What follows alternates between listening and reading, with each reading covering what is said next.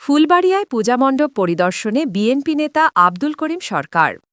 বুধবার ১ অক্টোবর সন্ধ্যায় যুবদল কেন্দ্রীয় নির্বাহী কমিটির সাবেক প্রচার সম্পাদক ও জেলা বিএনপির সদস্য জননেতা আব্দুল করিম সরকার দেওখোলা, বালিয়ান, পুটিজানা ইউনিয়ন সহ ফুলবাড়িয়া পৌরসদরের প্রায় অর্ধশত পূজামণ্ডপ পরিদর্শন করেছেন।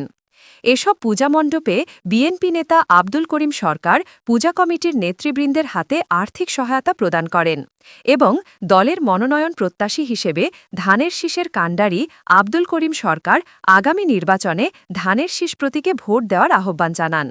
এ সময় তার সফরসঙ্গী হিসেবে অ্যাড হুমায়ুন কবির, রফিকুল ইসলাম মাখুন, সাইদুর রহমান, এনামুল হক, আনোয়ার সাদাত আনার, ইমরুল কায়েস এলিস, লুৎফুর কবির সালেক, কুদরতি কামাল উজ্জ্বল, রেজাউল করিম খান রাসেল, দেলোয়ার হোসেন, আলামিন সাদাত, হাসমত আলী মণ্ডল, দেলোয়ার হোসেন ও অঙ্গ সংগঠনের নেতৃবৃন্দ উপস্থিত ছিলেন।